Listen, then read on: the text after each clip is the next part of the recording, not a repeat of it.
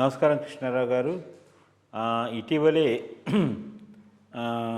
Most sensational thing in 2009లోకి వెలుగు వచ్చినటువంటి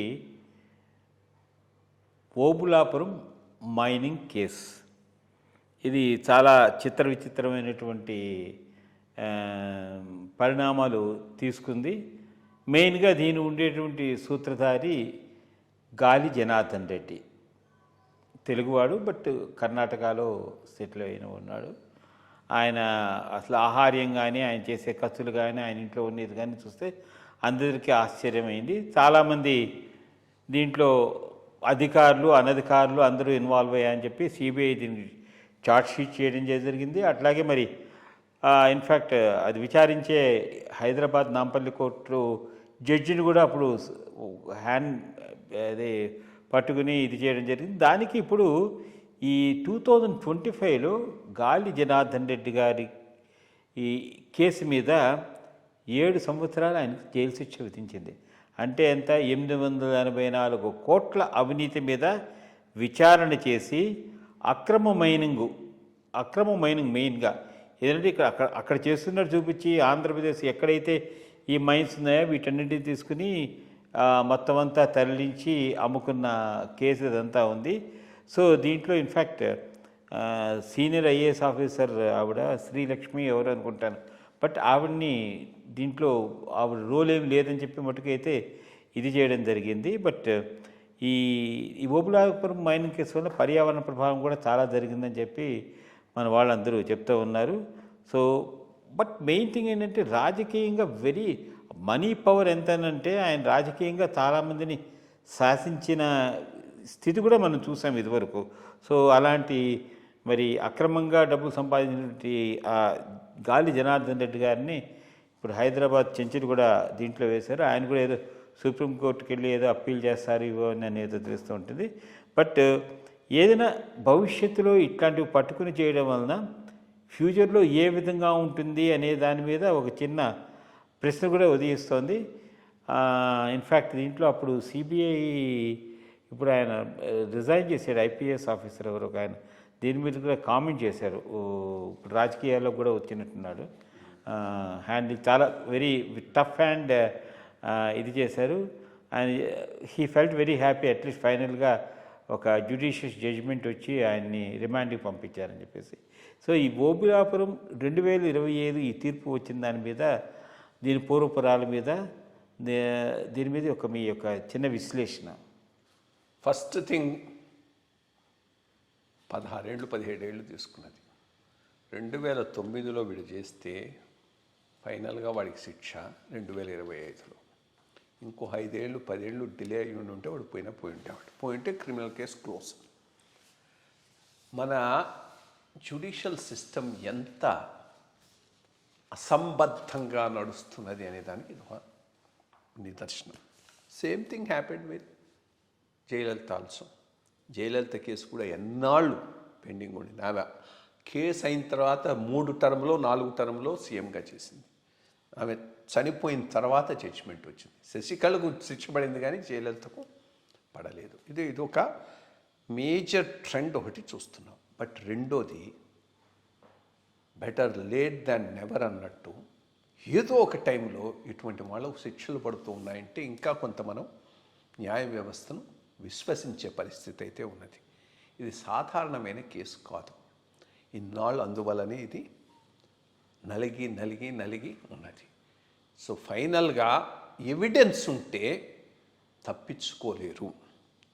ఇన్స్టిట్యూషన్స్ను manage చేసినా కానీ కొంతవరకే చేయగలవు, కానీ beyond a point you cannot manage the institutions అనే దానికి ఇది ఒక పెద్ద నిదర్శనం.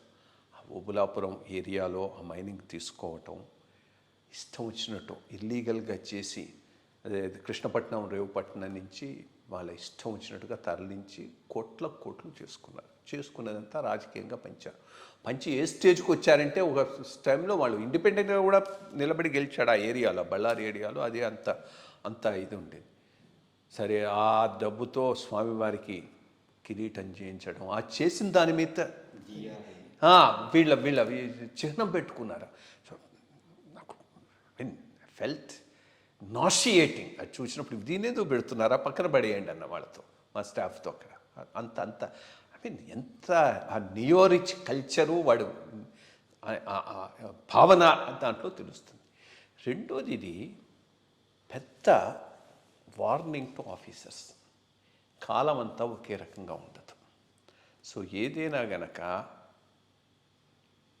చెప్పితే కాస్త అటు ఇటు చూసుకొని రూల్ పాటిస్తూ మిమ్మల్ని మీరు సేవ్ చేసుకోండి. సేవ్ చేసుకోకుండా ఏదో పాలిటీషియన్ చెప్పాడు కదా అని ముందుకు పోతే చాలా చాలా ప్రమాదంలో పడేటటువంటి అవకాశం ఉన్నది. ఓ చిన్న I mean just as a part of this చెప్తాను. But any case, not Obulapuram case, but another mining case.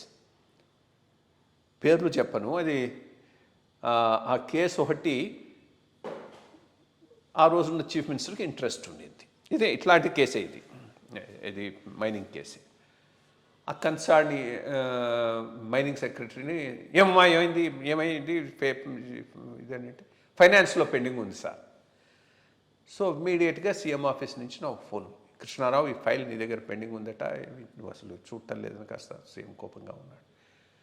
So ఆఫీస్కి వెంటనే వచ్చి చూస్తే అసలు ఫైల్ రాలేదు. చెప్పటమేమో ఫైనాన్స్లో పెండింగ్ ఉంది. ఇది చాలా ఇంపార్టెంట్ ఫైల్ అని తెలుసు, సెన్సిటివ్ ఫైలు, కాంప్లికేటెడ్ ఫైల్ అనుకొని ఇమీడియట్గా నేను సీఎం టైం అడిగా. సీఎం టైం పోయి, సార్ ఫైలే రాలేదంటే, అట్లాగైతే వచ్చినప్పుడు త్వరగా క్లియర్ చేయన్నాడు. మళ్ళీ సిఎస్ దగ్గరికి వచ్చి ఇన్ఫామ్ చేశాను, సార్ ఇది అయింది, ఇట్లా చెప్పారు ఆ సెక్రటరీ. సో నన్ను అడిగారు, నేను ఈ మాట చెప్పాను. సరే చూద్దామని అది సెటిల్ చేయటానికి మళ్ళా ఒక కమిటీ వేస్తూ నన్ను చైర్మన్గా వేశాను. ఇది ఎక్కడి ఇదిరా నాయన, ఇది అసలే సెన్సిటివ్ కేసు, దీంట్లో నేను అవుట్ ఆఫ్ ది వే చేయలేను. నన్ను ఎందుకు వేశారంటే, నా ద్వారా పోస్తే శంఖంతో పోసినట్టు తీర్థం. ఈయన కాస్త రెప్యుటేషన్ ఉంది కాబట్టి ఈయన చెప్పాడంటే దానికి కాస్త ఇది వస్తుంది.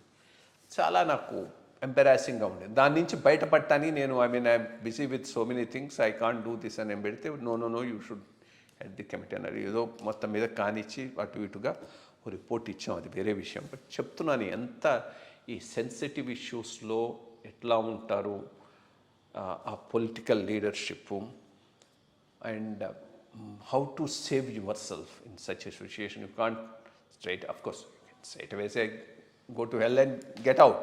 That's one way of doing it. But దాంతో నీకేమైపోతుంది, క్యారియర్లో ఫ్రస్ట్రేషన్ డెవలప్ అవుతుంది.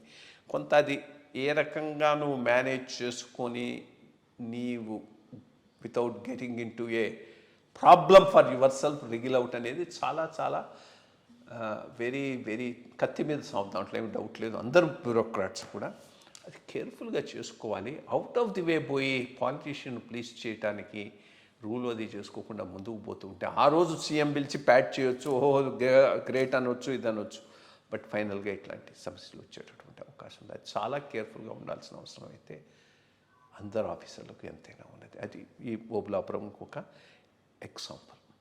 అంటే సుప్రీంకోర్టుకి వెళ్తే ఉపశమనం దొరకకపోవచ్చు. అంటే ఇది సుప్రీంకోర్టు జడ్జిమెంట్ నాకు తెలిసి కాదా?